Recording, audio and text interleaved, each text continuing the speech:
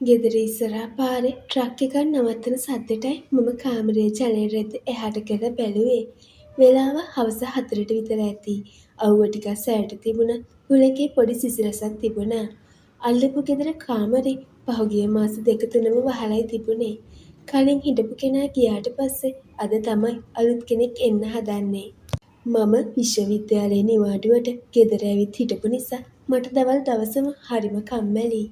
ඉතින් අලුත් අසල්වාසියා කවුද කියලා දැනගන්න මට ලොකු කුතුහලයක් තිබුණා. ලොකු ලොරියකින් බඩු බාන අතරේ මම දැක්කා එයා එළියට බහිනවා. ඇය ගැහැණු කෙනෙක්. දැක්ක ගමන් හිතුනේ වයස අවුරුදු 40ක් විතර ඇති කියලා.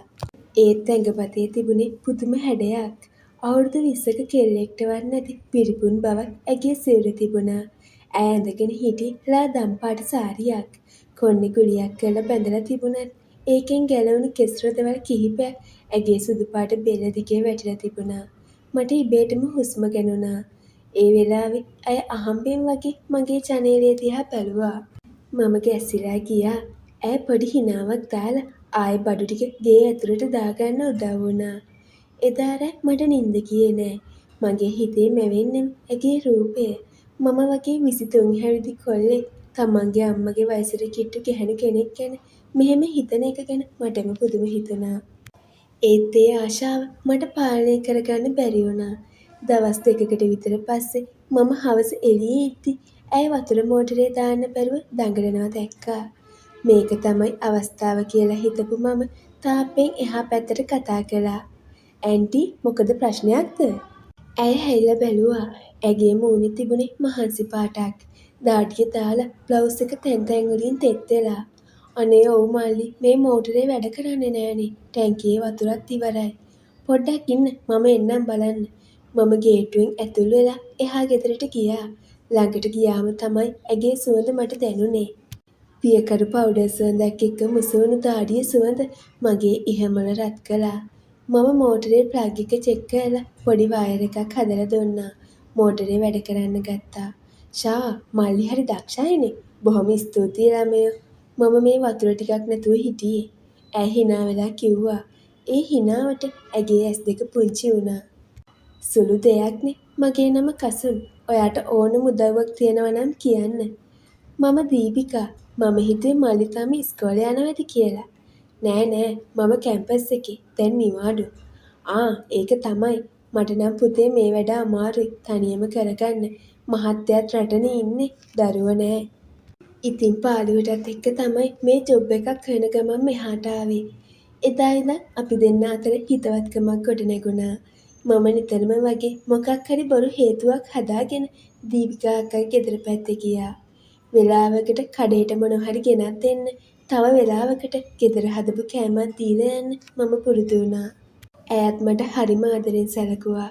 මුලදී පුතේ කියපු ඇය පස්සේ මට මල්ලි කියන්න ගත්තා. ඒක මට ලොකු සතුටක් වුණා. සති කිහිපයක් යද්දි මේ හිතවත්කම වෙනස් අතකට හැරෙන බව මට තේරුණා. මම ඇය දිහා බලන විදිහ, ඇය මම දිහා බලන විදිහ වෙනස් වුණා. දවසක් මම එහෙ ගිහින් තේ එකක් බොන ගමන් ඇය දිහා බලාගෙන හිටියා. ඇය හිටියේ ගෙදරට අඳින බුරුල් ගවුමක් ඇඳගෙන. ඒකෙන් ඇගේ සිරුරේ හැඩතල මනාවට ඉස්මතු වෙලා පෙනුණා. ඇයි මල්ලි ඔහොම බලන්නේ? ඇය එකපාරටම ඇහුවා. මම තෙති ගත්තා. නෑ අක්කේ අක්කා හරි ලස්සනයි. මට හිතුනේ ඒක. දීපිකා අක්කගේ මූණ රතු වුණා. ඇය බිම බලාගෙන hina වුණා. ඔයාට විහිළු නේද මල්ලි? මම දැන් නාකි ගැහැණියක්. පිස්සුද අක්කේ? ඔයා තාම කෙල්ල වගේ. මට නම් හිතාගන්නත් බෑ. එදා ඒ සංවාදයෙන් පස්සේ අපේ අතර තිබුණු තාප්පේ බිඳිලා ගියා වගේ දැනුණා. ඇය මම එනකම් බලාගෙන ඉන්නවා කියලා මට තේරුණා. මගේ හිතේ තිබුණ ආශාව ගිනි කන්දක් වගේ පුපුරන්න ආසන්න වෙලා තිබුණේ. එදා රෑ හොඳටම වැස්ස. අකුණු ගහන සද්දෙට මුළු පළාතම දෙදරලා ගියා. කරන්ට් එකත් ගියා. මට දීපිකා අක්කා ගැන මතක් වුණා. එයා අකුණු වලට බයයි කියලා දවසක් මට කියලා තිබුණා. මම ටෝච් එකත් අරගෙන හෙමින් සැරේ කුස්සිය දොරෙන් එළියට බැස්සා. වැස්සේ තෙමි තෙමි මම එහා ගෙදර දොරට තට්ටු කළා. කවුද? ඇගේ කටහඬ වෙවුලනවා වගේ මට ඇහුණා. අක්කේ මම කසුන්. කරන්ට් එක ගිය නිසා බලන්න ආවේ. ටික වෙලාවකින් දොර ඇරුණා. දීපිකා අක්කා හිටියේ ඉටිපන්දමක් අතේ තියාගෙන. ඈ ඇඳගෙන හිටි හරිම තුනී නයිටියක්.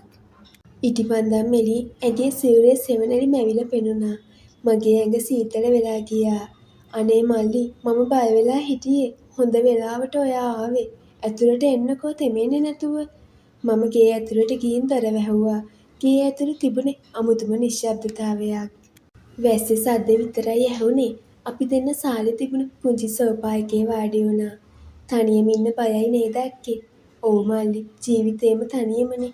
හුඟක් වෙලාවට රෑට මට නිින්ද යන්නෙත් නෑ පාළුව නිසා. එයා එහෙම කියලා මගේ දිහා බැලුවේ හරිම හැඟීම්බර විදිහට. ඒ බැල්ම මගේ හදවත පසාරු කරගෙන ගියා. මම හිමින් ඇගේ අතක් අල්ලගත්තා. ඇය අත ගත්තේ නෑ. මම ඉන්නවනේ අක්කේ. මල්ලි මේක හරිද? මම ඔයාට වඩා කොච්චර වැඩිමල්ද? ඇගේ කටහඬ බිඳිලා තිබුණා. වයස අදාළ නෑ අක්කේ.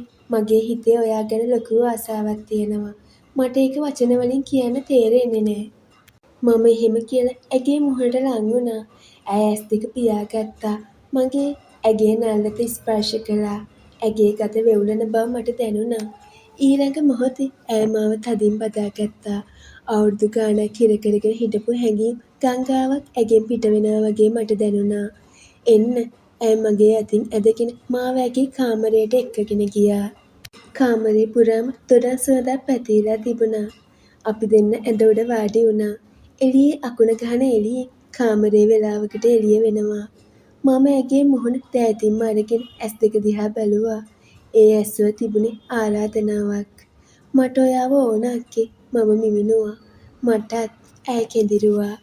අපි දෙන්න ඇඳ මතට වැටුනේ එකිනෙකාගේ තුරුලට වෙලා. ඒ මොහොතේ ලෝකේ වෙන කිසිම දෙයක් මට මතක තිබුණේ නෑ. ඇගේ උණුසුම මගේ ගත පුරාම පැතිරුණා. ඇය හරිම ආසාවෙන් හරිම ආදරෙන් මාව පිළිගත්තා. අපි දෙන්න එකතු වුණේ අවුරුදු ගාණක් වෙන් වෙලා හිටපු පෙම්වතුන් වගේ. ඇගේ සුසුම් හඬත් වැස්සේ හඬත් එකට මුසු වෙලා අපූරු සංගීතයක් මැව්වා. අපි හැංගීම් උපරිමයෙන් වින්දා. ඒ රාත්‍රිය හරිම දිගයි වගේ මට දැනුණා. ආදරේ, රාගය සහ තනිකම කියන හැම දේම එදා රෑ අපි දෙන්න අතර බෙදා ගැනුණා. පැය ගානකට පස්සේ වැස්ස පෑවුවට පස්සෙත් අපි දෙන්න හිටියේ එකිනෙකාගේ තුරුලේ. ඇය මගේ පපුව උඩ ඔළුව තියාගෙන හිටියා. මල්ලි ඇය හෙමින් කතා කළා. හෙට ඉඳන් මොකද වෙන්නේ? හෙට ගැන හෙට හිතමු අක්කේ. මේ දැන් මම ඔයා ළඟ ඉන්නවනේ. මම ඇගේ ගත්තා. එදා රෑ මට දැනුනේ මම සම්පූර්ණ මිනිහෙක් වුණා වගේ.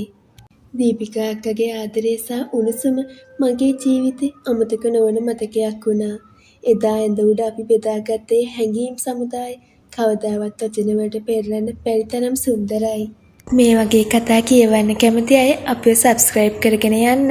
මේ කතාව ලස්සනයි නම් ලයික් එකක් කමෙන්ට් එකක් දාගෙන යන්න අමතක කරන්න එපා.